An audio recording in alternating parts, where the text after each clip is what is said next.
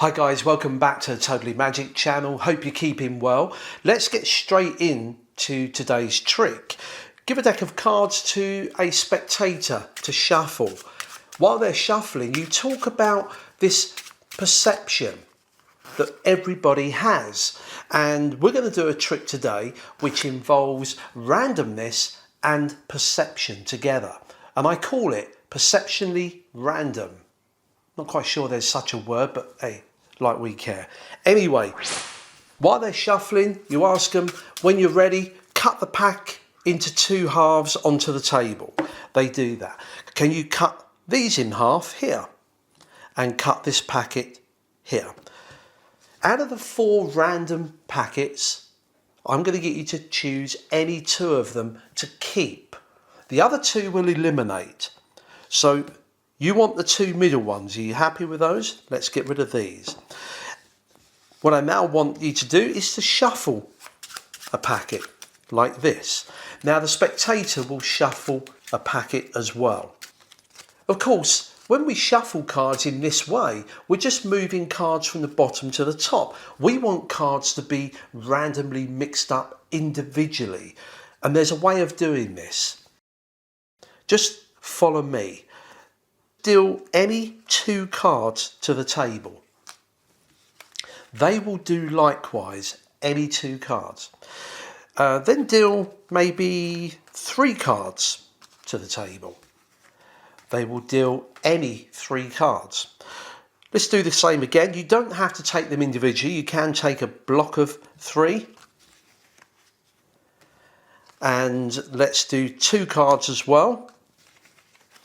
And 1 card, and that gives us 2 randomly shuffled packets. Here's where I want you to pick a random card. Here's what I want you to do. You reach over and you cut a few cards and hold them tightly to your chest. The spectator will also do this. I want you then to just remember the card that you've cut to. That's all you've got to do. Just remember the card that you've cut to. The spectator will now remember that card. Keep that inside your mind, the suit and the value. Here's where I want you to cut the cards to lose your selection. Now we can actually give them a shuffle just to make sure that they really are mixed up, and you have the final cut. And the spectator will cut the card. I think you'll agree that they are thoroughly mixed up, but we do know that your card is in there somewhere. Finally, we've got about 20 cards. Just deal out 10 cards. Now the spectator will deal out 1, 2, 3, 4, 5, 6, 7, 8, 9, 10. Maybe just one more. Yeah, it doesn't really matter if we don't have equal amounts. We just need 2 packets, because now is where you test your perception skills. You see, I want you, without looking, to perceive the packet that contains your thought of card. Are you ready? Which one?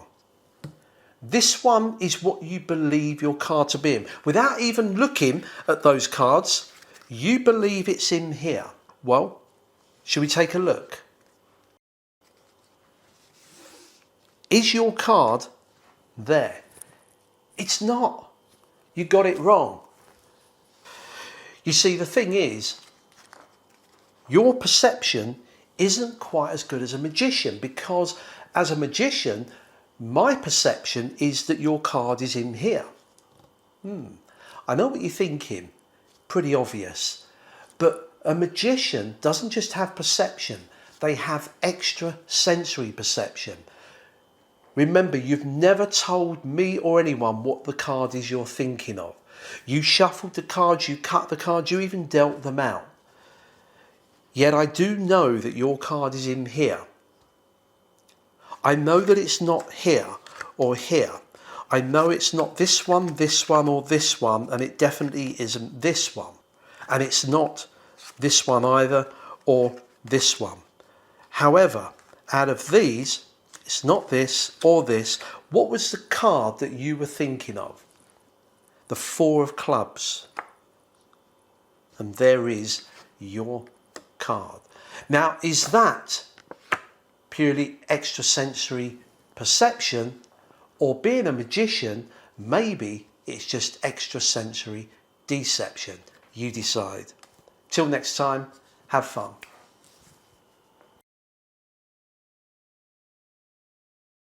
So how does this trick work? Well, first of all, let's clear things up. It's a self-worker. We love self-working card tricks here at Totally Magic because we don't have to do any work. It also uses a regular deck. You don't need to use the whole deck. And also, there's no sleight of hand, which is even better. So this is the trick. First of all, for those of you that just want to know the secret, it works as I performed it, as long as you have 2 packets that have identical amounts in. In other words, it works if you've got 10 cards here, 10 cards here, or 12 cards, 15, 15, 8, 8. It doesn't matter how many playing cards you use, as long as both packets have the same equal amount. That's the secret. Let's just go through the performance. Now, this trick is a combination of several methods from old tricks that you've probably seen in some of the children's magic books. And this trick is normally done with the whole pack separated, but I find dealing out half a pack, a whole pack, just makes the trick a little bit too boring. So I've cut it down to using much smaller packets. The other thing with this is that you'll notice I never mention anything about the quantity of cards, because in most books it'll tell you deal out exactly 10 cards and 10 cards. As soon as spectators kind of see that you're having to use an exact quantity of cards, some of them may start to think this is more of a mathematical puzzle rather than an amazing trick. So I try and avoid mentioning numbers where possible. So what I came up with is, why don't we just get the cards shuffled? They cut the cards in half. They cut them in half again and half again. Now, no spectator is going to do a perfect cut. You're not going to have 13 in each packet. If it was perfect, it would be a little bit off. But it doesn't matter. Get them to pick any 2 packets, but make sure you tell them we're going to keep those, just so that if there's a magician watching, we're not doing magician's choice here. So which 2 do you want? Now let's say that they pick these 2 here. Get rid of the other 2 packets. Now this next part, you don't have to do this, but grab the packet that you think contains the most cards. As I said, this isn't essential to the trick working. Okay, you can get the spectator to pick a packet if you want. I just like to pick the one that appears to have the most. I'm not going to get it right, but I think this has slightly more by the looks of it. So I grab these and you start shuffling. The spectator will do the same. You then say, you do realise we're just moving cards from the bottom to the top. We want to move and shuffle individual cards. Here's how. Follow me. And you give them guidance. Now, for me, I want to deal cards down, and I always, whenever I perform this, I tend to do it as 2, 3, 3 and 2. That way I know I've got 10, because I don't want the spectator to think that I'm counting, because this particular move that we're doing is for 2 reasons. One, we need to have an equal amount, so we've both got the same number of cards. Secondly, we need to know how many we've got. So this is what I do. I say take any 2 cards and deal them down. The spectator will do the same. I then say take any 3 cards and I just deal those down. They will do likewise. I then take another 3, and to speed things up, I say you can take a block if you like. They will then take 3 cards, and then all the time as I'm getting close to the end of my cards, I'm looking at their hands, because I want to gauge how many cards they've got left. Now I can see they've got a couple, so I then do my final two like this. I know I've got 10 cards there. They do the same, they've run out. I then just put these to one side to eliminate. You don't even have to give them a reason. You don't have to say, oh, I'm going to get rid of these. I just deal them and they say, oh, you've run out of cards. No worries, we got 2 packets. That's it. I know that we got 10 cards in each, and that's all I need to know. Now, sometimes a spectator will have some cards left over. If they do, then just take them from them. Once you've exhausted your cards, you just take the cards. I've run out, get rid of those. Same situation. I'm sure you can work this out, but as long as I know I've got an equal amount. Another thing to note here, throughout the routine, I never ever refer to this is your packet, this is mine, this is packet A, packet B. I never mention anything. We just got 2 packets. They've been shuffled, they've now been mixed up. We've got exactly the right number of cards, 10 in each. But remember, it doesn't matter whether you have 11, 12, 13, doesn't really matter. That's it. They choose a card. This is the only move you have to do. It's simple.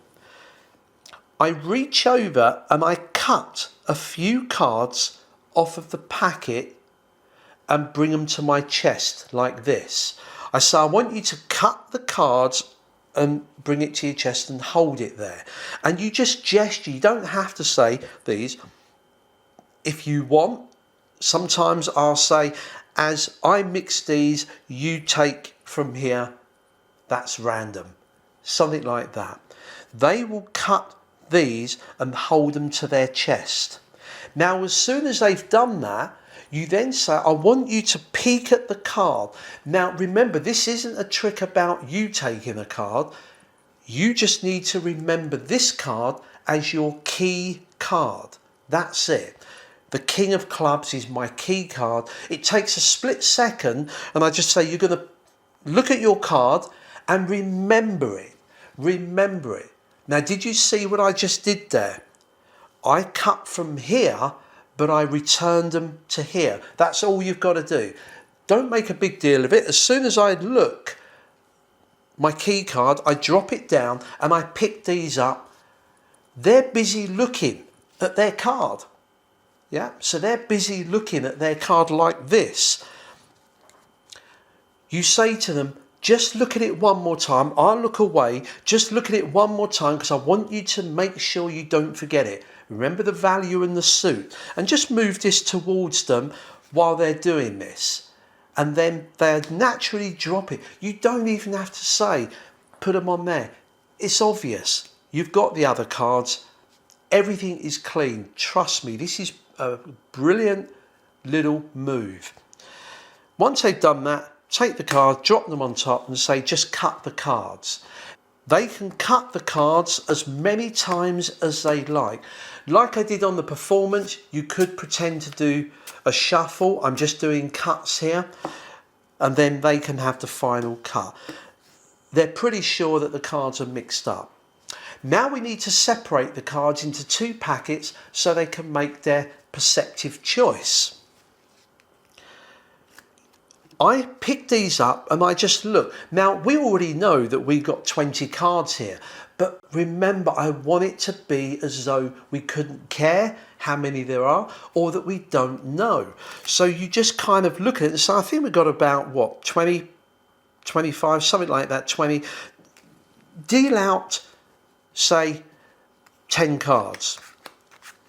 Or I might even say, deal out 8 cards, 3, 4, 5, 6, 7, 8. What have you got? Okay, put a couple more down. See how vague I'm being here. I'm pretending that it doesn't matter if they're not equal. Yeah, you're just taking a guess because we've never said how many cards we started with. That's important. Otherwise it goes back to this thing of people believing it's just another mathematical puzzle and not a trick. They drop the other cards down.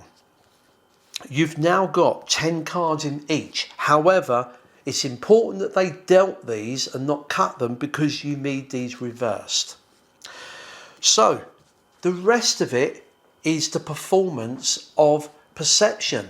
And I like to go with this routine. Now, you may not want to do this, but I talk about perception, that everybody has perceptive powers. Use your perception to tell me which packet contains your chosen card, and they will point to either one. Now, at this point, this trick takes 2 different routes depending on which packet they choose. Remember, you've got no idea what their card is. All that you know is that your key card is the King of Clubs on this example. So let's say they pick this packet. As soon as they pick it, you say what? Without even looking at the cards, you perceive your card to be in there. Now, what I did there, I was looking for my key card. I can't look for their card because I've got no idea what it is at this point. So I picked this up. Now, don't make a big deal of this. Do it in a casual manner. Don't pick the card and say, oh, hang on a minute. Okay, so you think it's here. Don't do that. Pick it up. As soon as they point, you say, so you perceive it to be in here, even though you haven't seen the cards. Note how quick and casual that was. I wasn't really paying attention according to them, but I was. I noted that there is no King of Clubs, so their card must be in there. So this is how it plays out. Because I now know that their card is in there, my key card is in here. So I say, there's one way we can prove that your perception is correct. Because if we take a look at the other packet, your card will not be here. Now, as you spread these, they're going to look and they're going to be chuffed to pieces because their perception was right. But remind them, don't mention your card. Is it there? It's not. Now, what you're doing is you're looking for your key card. There it is. I want to know the position. 1, 2, 3, 4, 5, 6, 7, 8. It's the 8th card from the top in here. Guaranteed. This is the self-working part, the mathematical side of it. It just works. You don't have to do anything.